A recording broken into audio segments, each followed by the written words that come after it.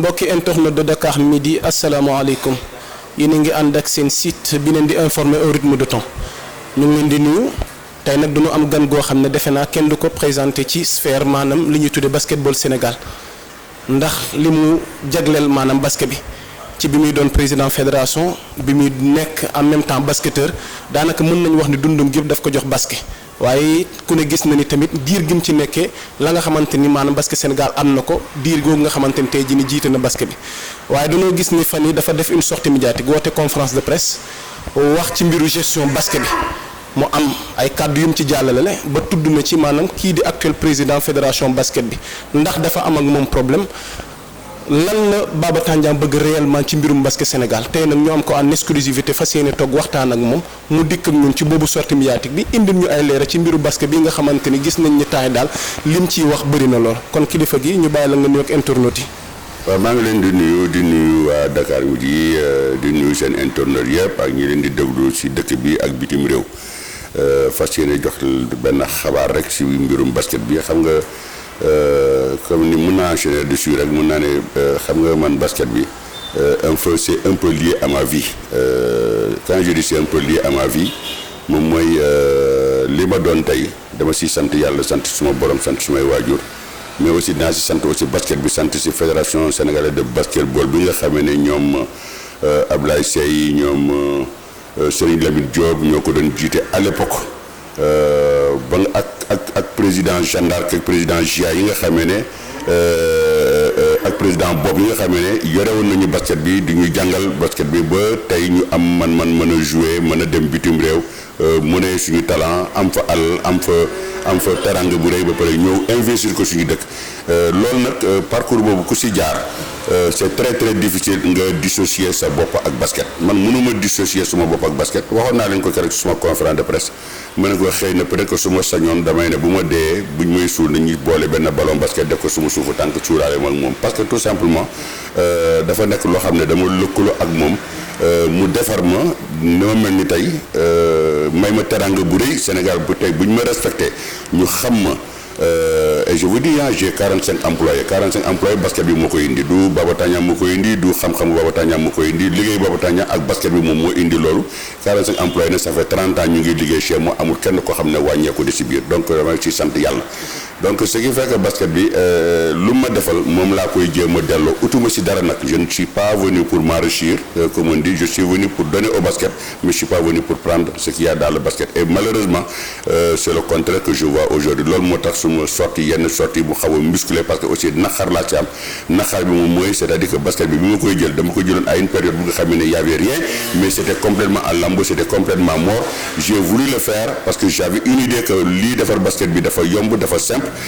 chef d'entreprise la basketteur la donc xam naa ñaari fan yi koy doxal donc il faut nga am ñaari fan yooyu nekk chef d'entreprise nekk aussi basketteur nga xam li nekk si biir donc j'ai pris suma xaalis suma alal dugal ko si biir mais pour defar basket bi defar naa basket bi alal boobu ma dugal si biir nag alal boobu nag basket bi delloo na ma ko parce que remboursé nañ ma ko dama koy wax ne pour nit ñi dégg ko bàyyi ma suma alal si biir basket bi alal bi ma def si biir basket bi plus de 100 millions basket bi defar naa ko ba mu intéressé ba nga xamee ne tout le monde s'intéresse au basket sponsor yi du ñëw xaalis boobu ne sponsor yi presque delloo nañ ma ko et puis on les a promis du spectacle on les a donné du spectacle et en contrepartie ils ont payé et je me suis fait rembourser dans ce paiement là loolu moo waral ñu créé fi ay roi et reine parce que roi et reine xëy na dañ ko dagg rek ni comme ni ko dañ ko dagg comme garab bu ñu dagg parce que roi et reine demoon na ba jël benn tournoi bu nga xamee ne ñu ki ko créé woon di président di Père Emmanuel récompense ba à l'époque 5000 francs la woon ñu yow boole ko yóbbu ko si ay oto ay terrain ay kër xëy na peut-être que bu ñu demoon ba si biir engouement bi amoon ak sponsor li ñu doon toppee mënoon na am sax peut-être que ren nii ay 2019 2020 ay ren basket au lieu ñu am ay kër sax ay jam ñaajo mën nañu am ay kër si Almadies fii parce que la demande était là. loolu am na solo defe naa li sabab waxtaan wi da nga def sortie médiatique def conférence de presse ndax mën nga ñu dikkaat ci boobu conférence de presse lan moo tax un beau jour rek kilifa gi xëy rek ne dafay fas yéene jàkkaarloo ak presse bi. waaw xam nga conférence première moo ko def dañoo déggoo ñi nga xam ne on les appelle les fronts du refus mooy suma compagnie ak Pathé ak Vieux Ndoye ak Diop directeur ISEC ak Ibrahima Diagne président Ligue de Dakar ak ñeneen Lopez responsable Sud donc dañoo déggoo woon le soir suma kër ne dañuy def conférence de presse parce que le lendemain si la Babacar waroon recevoir sa médaille affaire quand je dis médaille si la waroon remplir à la tête du basket parce que il a fait le vide autour de lui le vide moom mooy amul candidat amul dara c'est-à-dire que waa ji dafa ñemewul kenn ñemewul dem guerre ñemewul ànd ak nit donc ma nu mu amee woon fédération bi au début c'est-à-dire que sur un plateau d'argent Serigne Mboup tegal ko sur un plateau d'argent c'est-à-dire que rey mu dee reyul mu dee il sera président il a voulu faire la même chose comment c'est-à-dire en écartant tout le monde moom mooy man mon cas était plus simple mais en plus moi j'étais même pas candidat comme wóoru ko donc il a préféré daal saccager on ne sait jamais mën naa am changer au dernier moment alors qu'est-ce qu'il a fait il est allé à 16 basket fu nga xamee ne j'étais affilié là-bas parce que ce règlement yi nga xamee ne règlement bidon la moi j'appelle ça un règlement bidon boo xam ne Serigne Mboup moo ko fi tegoon ça c'était une façon un peu de me barrer à la route à l'époque et ça continue aujourd'hui et la preuve règlement bidon moom mooy pour le président candidat il faut nga bokk ci benn club wala président de club wala vice-président des trucs comme ça mais ça n'avait même pas de sens à l'époque ba muy def loolu moi j'étais président des clubs xam nga boobu moo gën a rëy président d'un club j'étais président des clubs sortants donc boobu moo gën a rëy donc ba ñu koy def sax ils n'ont même pas réfléchi à ce scénario là on les a laissé faire alors qu'est-ce qu'ils ont fait moi j'étais affilié pendant 4 ans de 2015 à 2019 à 16 basket club bu ndaw la bu tuuti la club boo xam ne amul sax équipe buy jouer en national c'est-à-dire que ay minime la donc école de centre de formation la donc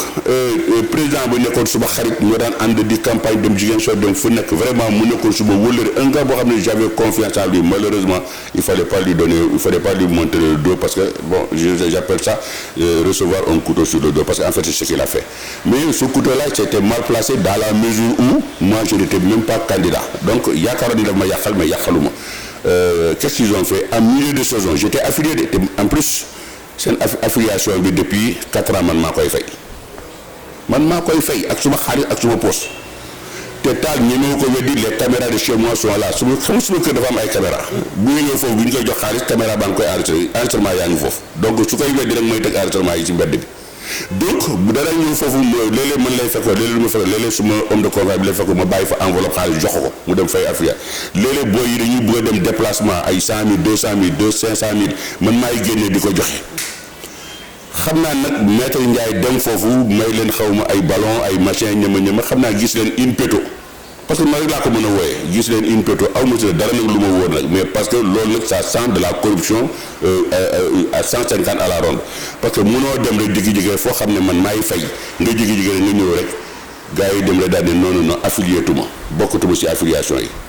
d'abord ils ont fait du faux et usage de faux parce que naka lañ defee faux et usage de faux xam nga faux usage de faux mooy début d'année j'étais affilié milieu d'année je ne suis plus affilié donc c'est que fédération ak 16 basket ñoom ñooy def affiliation bi 16 basket bi def affiliation bi da koy déposer fédération léegi fédération mën na extirper filiation bi fa amoon mu indil leen ñu indi filiation bu bees bu nga xam ne avec d'autres noms mu nga xam ne le nom de Tandian n'y est pas xam nga moi je peux pas contrôler li xew si biir fédération bi mais moi je sais il y a des gens su may xarit ñoo fa nekk mais ñoom waxoon nañ ma ne que affiliation bi fa am au début j'ai suma tur ngi ci biir donc ils ont fait du faux usage de faux te kooku mënoon naa ko tas mënoon naa ko yàq il suffit que ma porte plainte 16 basket ak fédération de basket parce que mënoo dindi nit si affiliation am ba pare dindi ko seppi ko si bureau bi parce que j'étais vice-président seppi ko si bureau bi te defuloo assemblée générale. mais xanaa mbir mi amul règlement intérieur ba ñu mën a doxalee noonu. waaw mais c'est règlement intérieur am na fu nekk tous les clubs sont soumis au règlement intérieur de la fédération sénégalaise de basketball mais kii 16 basket laaj leen ko def leen ngeen laaj 16 basket woo leen ngeen laaj leen man dinaa leen jox numéro Tall pour qui j'ai vraiment beaucoup d'amitié beaucoup de choses parce que dafa doon koo xam ne je l'adorais je l'aimais bien mais malheureusement pour de l'argent pour des considérations, pour des petits postes au niveau du basket, il a sacrifié son honneur. C'est excessivement grave. Tu sais que l'honneur ne s'efface jamais. Ne s'efface jamais. Alors, en le faisant, eh bien, ils ont fait du faux usage de faux. Et nous, on a une porte plainte. Nous portons plainte. Élection président fédération Bidouam, parce que j'allais faire une motion de censure dessus. Mais de manière Djarouko. D'autant plus que je ne suis pas candidat, je laisse tomber. Khola Ibrahim Diagne, le président de la Ligue, qui a fait un excellent travail à la Ligue de Dakar. Mais Diagne, finalement, lui aussi, Et comme il n'est que président de section, il n'était pas président, il était président du Jaraaf, mais Jaraaf est une section. Il y a un grand président moom mooy Seck Cheikh Seck. Donc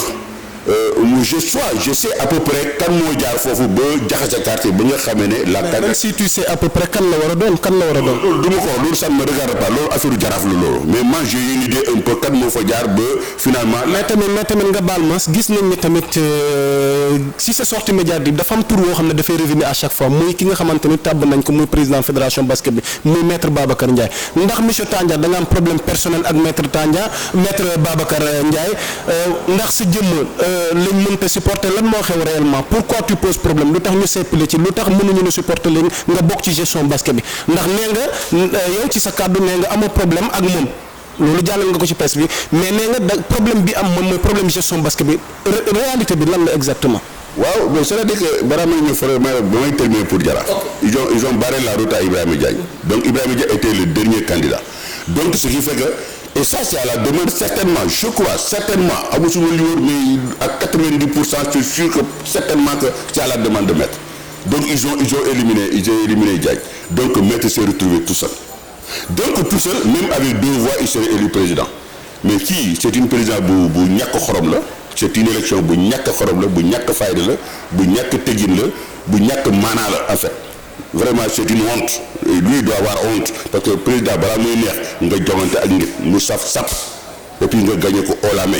mais koo xam ne te ak un boulot sa waay nga gas kamb nga ubbi kamb sa waay ñëpp daanu ci biir kamb ji wala nga def barrière kenn mënu jàll ba pare nga ñëw nga ne oui je suis président par acclamation parce que loolu rek la xam j'ai été élu par acclamation loolu rek la xam dafa mel ni waa jooju loolu rek la jàng si tubaab. J'ai été élu par acclamation. Qu'est-ce que ça veut dire j'ai été élu par acclamation? Basket bi ñun xamuñu loolu parce que da ngay dem saa waay qu'il y a des pour et des contre parce que en fait c'est ça la gestion du basket. Maintenant si sa question bi nga posé moi je n'ai rien contre Babacar. Rien. Kii daal gis nga bañ nañ ko sa vie privée j'en connais mille et une mais du ma si dugg. Des dossiers qu'il y a eu ici sur Babacar sur des sociétés yi nga xam ne il les gère du ma ci dugg ça ne me regarde pas. Donc le problème moom mooy c'est-à-dire que c'est sa gestion du basket il y a une gestion calamiteuse c'est-à-dire que xam nga maître Ndiaye c'est un complexe dafa am complexe ba pare ragal les